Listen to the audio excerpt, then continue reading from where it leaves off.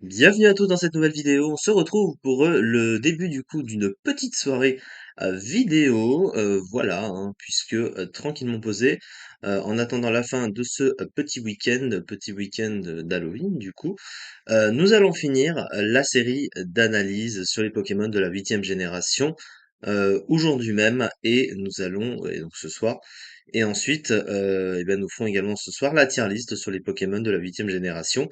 Et demain nous attendra une nouvelle petite série d'analyses, mais en fait c'est une sorte de refonte de petites analyses, d'analyses sur les Pokémon de la première génération en fait que j'avais déjà faites, sauf que il y a le début des analyses de cette série que j'ai dû refaire en fait. J'ai eu un problème avec une partie des vidéos du début de cette série et du coup je vais devoir le refaire. Ce qui fait que ne vous étonnez pas si demain vous avez de nouveau des vidéos d'analyse sur les Pokémon de la première génération. En fait, c'est que le début, c'est des starters jusqu'à je crois Arbok ou Ratatak. Enfin, c'est juste le petit début de ça que je vais devoir refaire. Donc ce soir, on finit la huitième génération, donc ce sera les formes de Galar qui nous reste à faire et la tier list. Et demain, du coup, on fera les analyses dont je vous ai parlé. Et je vous teaserai, du coup, le premier let's play que l'on fera sur la chaîne qui, on va dire, démarrera officiellement le renouveau de ma chaîne après, du coup, cette série d'analyses. Il y aura également une série, enfin une fin de série que j'avais commencé il y a maintenant plusieurs mois. J'avais commencé ça au mois d'avril. C'était sur chaque type, vous savez, où j'analysais chaque type de Pokémon. Je n'avais pas fini, il me restait 5 types à analyser. Ça aussi, alors c'est des vidéos qui sont déjà faites là par contre, mais je les avais pas mises en ligne du coup, elles y seront. Mais chaque chose en son temps, on commence et on finit avec les formes de Galar qu'il nous reste à faire. Il nous reste, si je compte bien, 3 formes de Galar à faire, et il nous restait le troisième des oiseaux légendaires de la première génération ayant obtenu une forme régionale, et il nous reste donc Sulfura de Galar. Sulfura, hein, le Pokémon, un oiseau feu globalement, hein, le Pokémon qu'on peut voir ici, qu'on connaît bien, qui obtient une forme de Galar également, comme ses compères Elector du coup et Articodin. Alors, Sulfura de Galar, pardon, qu'est-ce que c'est déjà au niveau du type, puisqu'ils ont chacun un autre double type comparé à leur forme de base. Lui, il a un type Ténèbres-Vol.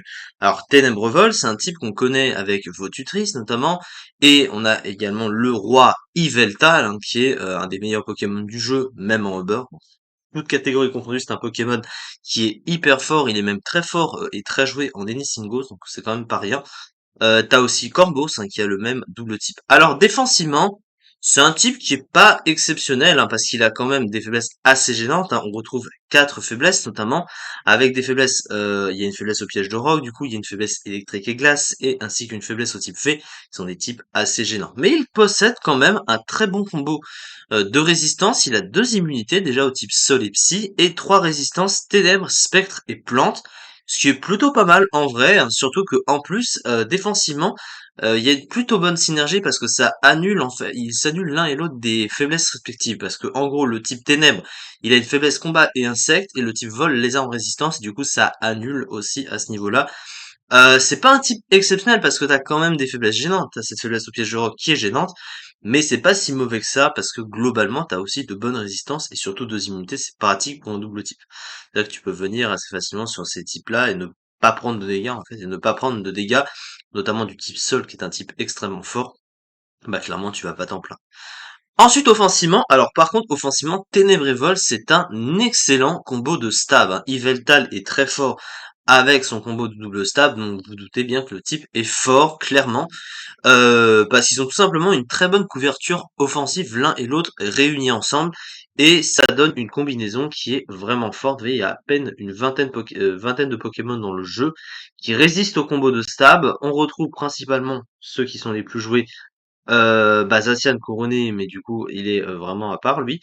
Sinon, tu as Tokorico, Scalproie et Tyrannosif, globalement. Klefki est plus bas dans les tiers, Maui il est plus bas dans les tiers, Morpeko aussi. Magerna est en Uber, donc du coup, il n'y a pas beaucoup de Pokémon qui va résister au combo de stab. Donc en fait, les deux stabs se suffisent un peu à eux-mêmes, tu peux les spammer assez facilement, et globalement en face, tu auras pas vraiment beaucoup de Pokémon qui vont résister naturellement aux deux stabs.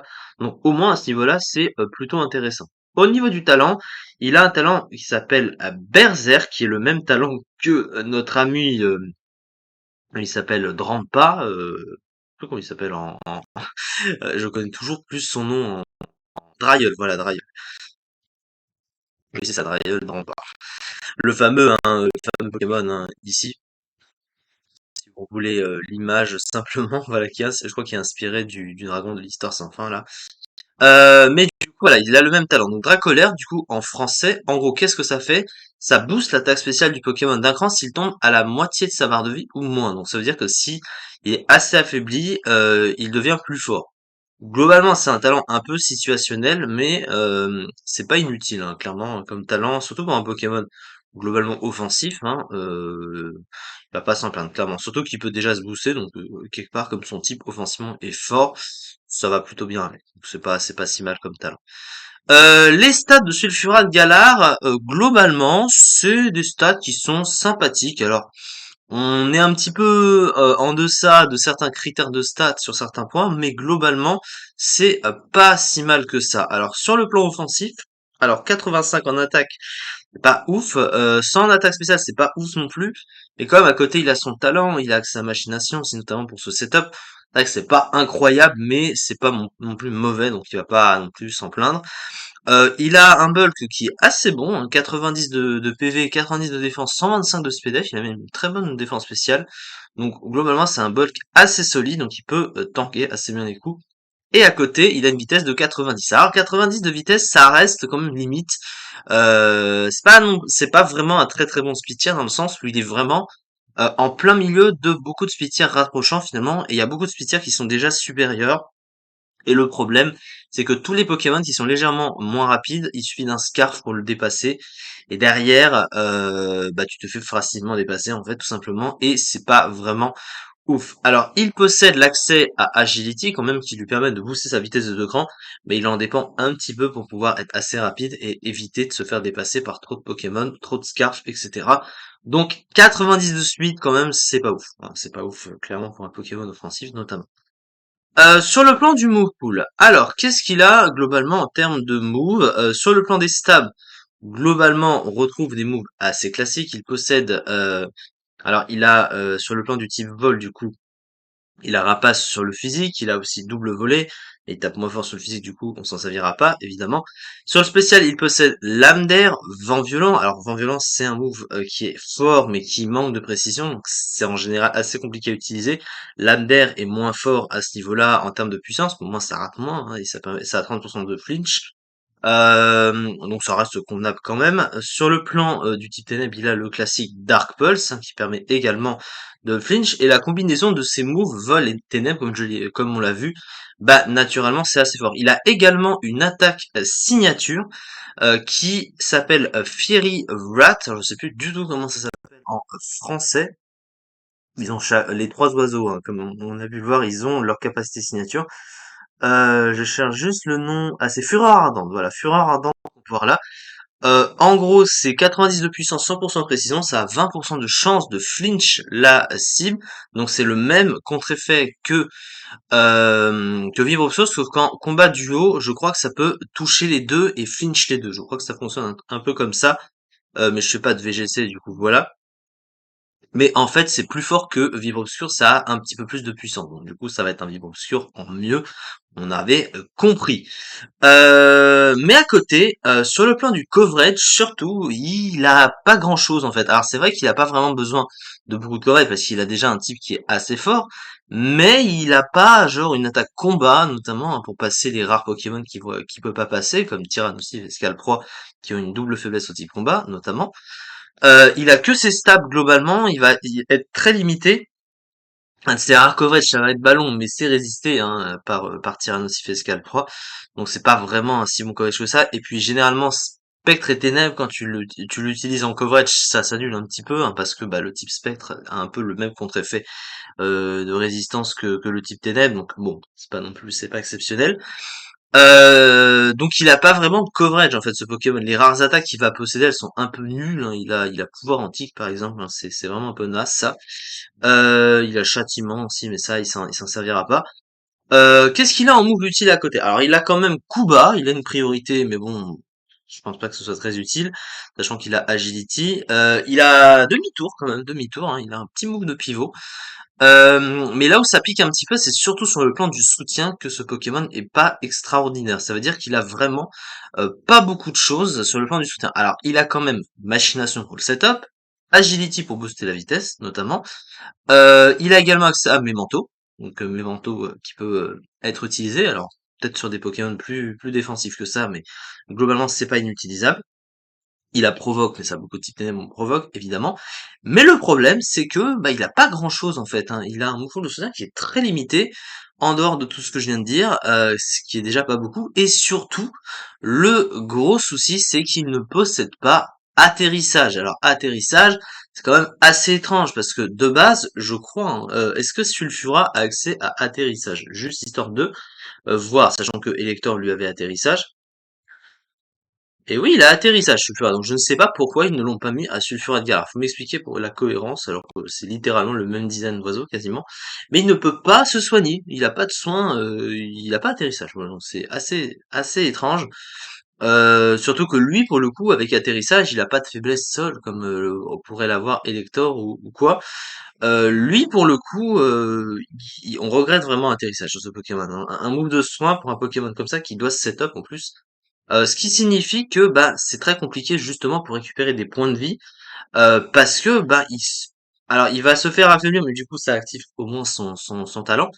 Mais derrière en fait à force de se faire affaiblir finalement il va très peu pouvoir revenir dans la partie pour pouvoir agir et il va finalement vite se faire tuer donc c'est un peu dommage. Donc il est vraiment très restreint.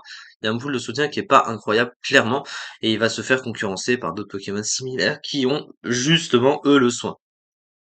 Et notamment, bah, Elector, par exemple, le Elector de base, hein, qui a ce problème, qui n'a pas ce problème-là. La fiche stratégique. Alors, un excellent bulk se traduisant par de bonnes statistiques en PV et dans les défenses, une bonne attaque spéciale, également ainsi qu'une vitesse raisonnable, un talent intéressant, Dracolaire, un move pool offensif limité, ainsi qu'un move pool défensif inexistant, l'absence de capacité de soin.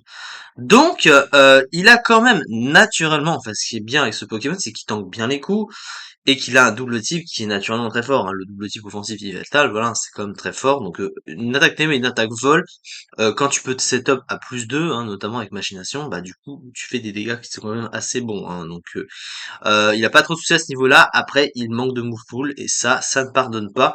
Alors après, il est pas non plus si mal classé que ça. Il est ici 44e de l'overuse. En fait, il était passé underuse et il a été banni par la suite de l'underuse parce qu'il devenait trop fort avec sa couverture de stab en fait naturellement qui pouvait faire des dégâts, le cumul du talent avec machination. Et si tu places ton agility pour être assez rapide parce que c'est souvent le set utilisé, vous voyez. Derrière, il fait mal. Voilà, il fait assez mal.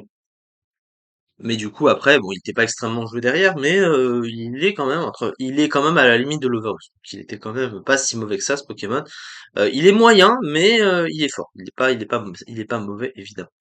Voilà en tout cas pour cette vidéo. On se retrouve prochainement du coup pour faire les deux analyses qu'il nous manquent sur les deux formes de Galar qu'il nous manquent.